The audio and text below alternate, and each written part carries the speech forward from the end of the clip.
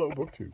I've been gone from BookTube for a few days, and in that time, many fascinating discussion subjects have been broached that just seem designed to draw Steve back into the fray. One of them was by Novella, who did a video that was very short. It just consisted of her asking a question. She didn't even pose answers of her own. Just wants to know the answer. Just wants to know other people's opinions. A very interesting and loaded question. What do we owe the author? What do readers and critics owe to the author of a book? Do we owe them anything? Especially when in the context of discussing or reviewing a book. Naturally, I paid attention to that question since it directly affects my own profession. I am a book critic. And I have an answer to this question, as I do to all of the other philosophical questions that have come up on BookTube in my absence. The answer to what does, for instance, a critic, a reviewer, owe to an author is nothing. Absolutely nothing. Not one single thought to the author. Not one single thought. Nothing. The reviewer owes nothing to the author. The reviewer's whole obligation is to the reader of the review, the potential reader of the book. That might not be true in practice. A lot of my fellow critics have lost sight of that fact, but that is definitely the case. The only obligation that a reviewer has is to the reader. Now, you might ask, well, okay, but the reviewer owes some obligation to the author, right? At least in terms of the expectations of common courtesy. The reviewer can't just go off on an author in a review, an extended personal attack. That is surely out of bounds. Surely the reviewer should think about the author at least that much. I argue no. No, not a single thought to the author. Not one single thought. However, protracted ad hominem attacks in a review still shouldn't happen, but not because of the author. The author's fees might be hurt, but because of the reader. A reader is going to notice that. They're going to see what that is, and it's going to make them distrust the review. It's going to make the review untrustworthy. You can still bash a book. You can still destroy it, rip it to shreds. There's nothing wrong with that, even though a lot of very high-profile editors in my own profession seem to think there is, and have been increasingly, gradually, slowly moving away from doing anything like that, from running anything like that. Usually the dodge they give, which I agree with in basic philosophy, but I don't like how it's applied. Usually they will say to a reviewer, well, we have so little space and there are so many books. I'd much rather use the space to praise what's good and just bury the bad stuff in silence. That's always the phrase. Let's bury it in silence. Let's not waste space tearing down bad books. Let's just talk about good books. And I agree with that in principle. I suppose some editors look at their sections that way, and that's a legitimate way to look at your section. The problem I have with it is that it is very, very easy, and in the 21st century it has mostly happened, to morph let's only review the books we like into let's like all the books we review. And those might sound like just identical flips of the same sentence, but they're not. They're completely different. One is a judgment about how you're going to use your space, and the other is a judgment about how you're going to review books. And way, way too often, the one morphs into the other.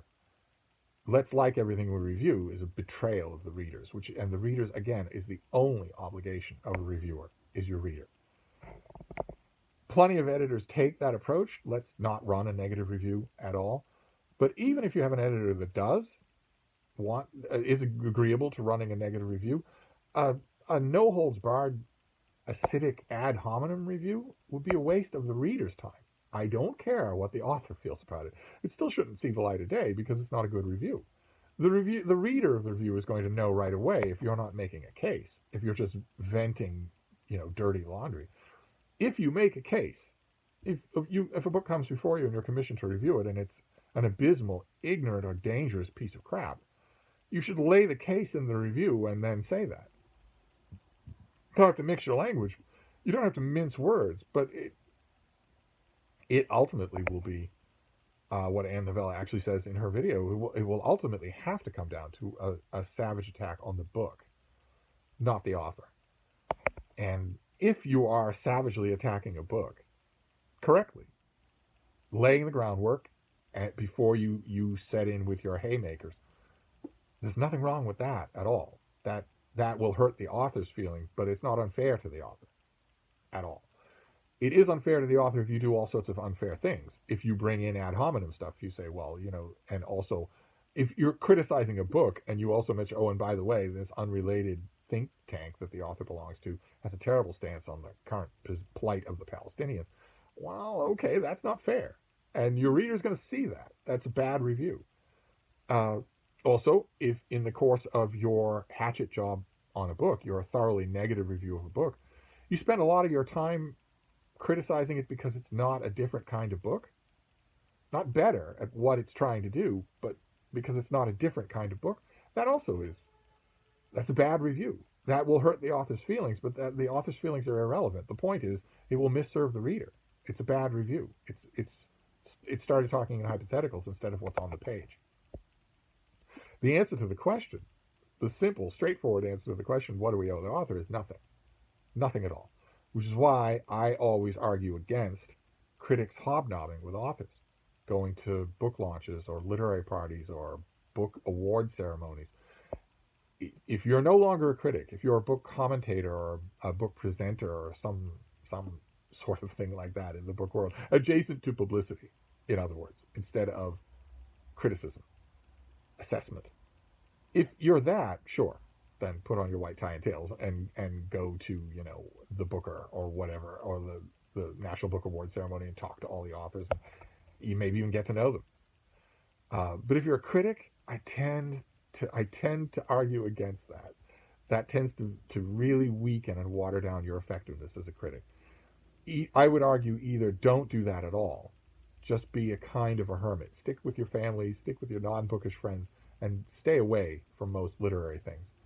Or make it absolutely clear to everyone involved, every author that you know, every author that you kind of know, every author that you know only in email, make it absolutely clear to everyone that no matter how much we come to like each other, your work is separate. I'm going to go after your work with hatchets. I want to go after your work with hatchets because you're asking money for it and attention and time for it. You're asking serious things from potential readers. Therefore, your book should be able to sustain the harshest scrutiny imaginable. I'm sorry if that seems harsh. Probably it is harsh, but it's nevertheless true. You're offering this in exchange for something. And usually, if you're a mainstream published author, you've had a whole publicity department at work trying to sway opinion in your favor. It has nothing to do with reading your book. They're trying to convince people to expend time, money, or concentration on your book. That's not a small thing. In the 21st century, we have fewer of those things to dole out than we ever did. Therefore, your book should meet with scrutiny. Plain and simple. As a safeguard, as a service to readers. That's what reviewers are here for. I'm going to read this book ahead of you, and I'm going to scrutinize it on your behalf to find out whether or not it's worth your time, your money, and your effort, and how much it is. If you're going to get to know authors, and my hands aren't clean here because I've known and know quite a few authors right now, you have to make that absolutely clear to them. Absolutely crystal clear. You're not getting a pass because we know each other in any way. Not in any way. I'm not going to talk about my review with you. I'm not going to preview it for you, certainly. I'm not going to explain it or apologize for it. Your book out in the market is separate from any friendship that we might have with each other. And if you're saying that your friendship can't survive a negative review, then our friendship is over. It's good while it lasted. A self-respecting critic who doesn't say that is inviting the reader to distrust their work. So my answer to Novella's question, what do we owe the author, is nothing. Absolutely nothing. Absolutely nothing. If you go to Walmart because you're in the market for a new iPad or a new digital camera or a new skateboard, and you pick one for a variety of reasons, maybe it has a really attractive package, maybe the price is right, Maybe you've heard a lot of good things about it. You bring it to the checkout. You check out with it. You go home and you start to use it and it falls apart. You don't think about the manufacturer. Books are the same way. They're the same way. They're items in the market. The minute that we start elevating them into, well, no, this is a living extension of my soul, you're giving the author free rein to fleece you. We shouldn't do that. And that's what critics are for. That's what reviewers are for, or should be for. I'm not talking about informal reviewers here on Amazon or Goodreads, where people aren't really reviewing the book. They're really telling you their reactions to it. Here's what I felt. Here's what annoyed me about it. Most of the time, and again, no elitism involved here, but most of the time, I think you'd be willing to agree with me that most of the time those things don't rise to the level of a formal review. I'm talking here about formal reviews, people who have removed themselves from the equation and are assessing the strengths and weaknesses of the book. When you're doing that, the author is not involved at all. I don't care if they can see your review on Goodreads. If you're going to write that kind of review on Goodreads or Amazon, be prepared for hurt feelings on the part of the author. But don't change your behavior. You're there for the reader, not for the author. The authors put a ware out in the public. They put a skateboard out for sale. Did they make a good one or didn't they? That's all. They're going to get their feelings hurt by having the legitimate shortcomings of their book assessed. They're in the wrong profession. And if you're going to avoid hurting those feelings by avoiding assessing the negative parts of the book, you're in the wrong profession. So the answer to the question is nothing. Absolutely nothing. We owe absolutely nothing to the author. Nothing. We owe them nothing, and they have no say in the matter. None at all. None whatsoever. If I read your book and I say, this character is clearly an allegorical stand-in for Tony Blair, it's obvious. Here's reason A, reason B, and reason C. This character is an obvious stand-in for Tony Blair. And the author writes in and says, no, that wasn't my intent at all. Who gives a crap? I couldn't care less. Make your point. Make your case. Is your case better than mine? I'm making a case about a book. I could care less what you say about it. I could care less if an author 20 years later says that one of her characters is suddenly gay. Oh, no, always has been. I always meant to tell you that. No. Is it on the page or is it not? That's all. And the page is out in the world. It's not connected to you umbilically anymore. You're just a spectator. We owe the author nothing. Absolutely nothing. Zero. So that's my answer to the question. I get this a lot, so I get a little animated about it. But I'm going to wrap this up for now. But I'll be back. Thank you, BookTube.